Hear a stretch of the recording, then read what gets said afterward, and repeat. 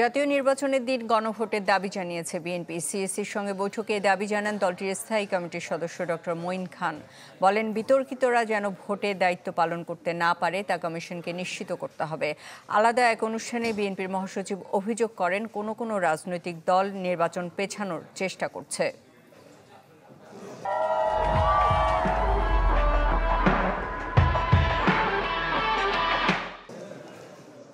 ত্রয়োদশ জাতীয় সংসদ নির্বাচনকে সামনে রেখে নির্বাচন কমিশনে আসেন ডক্টর মঈন খানের নেতৃত্বে বিএনপির ৩ সদস্যের প্রতিনিধি দল। প্রায় ২ ঘন্টা বৈঠক করেন প্রধান নির্বাচন কমিশনার AM নাসির উদ্দিনের সঙ্গে।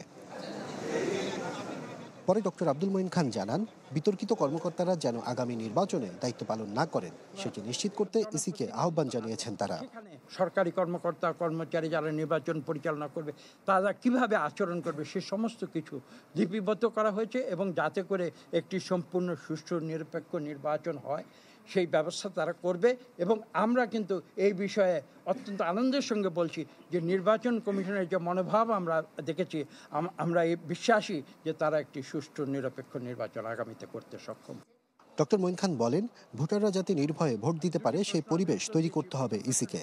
সুষ্ঠু নির্বাচন আয়োজনে কমিশনকে সতর্ক থাকার কথাও বলেন এই বিএনপি নেতা। এছাড়া জাতীয় নির্বাচনের দিন বিএনপি গণভোট চায় বলেও জানান বিএনপির স্থায়ী কমিটির এই সদস্য।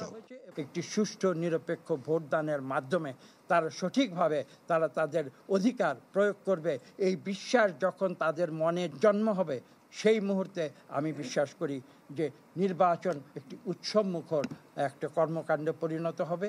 এখন পর্যন্ত যে অবস্থান আমাদের সেটা আমরা প্রকাশ্যে বলেছি।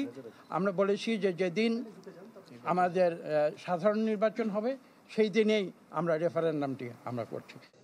এদিকে রাজধানীতে এক অনুষ্ঠানে বিএনপি মহাসচিব অভিযোগ করেন, কোনো দল নির্বাচন পেছানোর চেষ্টা করছে। দেশে দ্রুত রাজনৈতিক সরকার প্রয়োজন বলেও মন্তব্য করেন তিনি। কোনো রাজনৈতিক দল নির্বাচন যেন পিছিয়ে যায়, নির্বাচন যেন সঠিক সময় না হয় তার চেষ্টা করছে। এটা ঠিক হচ্ছে না, কারণ এখন যেটা দরকার অতি দ্রুত নির্বাচনের মাধ্যমে একটা রাজনৈতিক সরকার দরকার। আশরাফুল আলম, আকাশ, চ্যানেল 24, ঢাকা।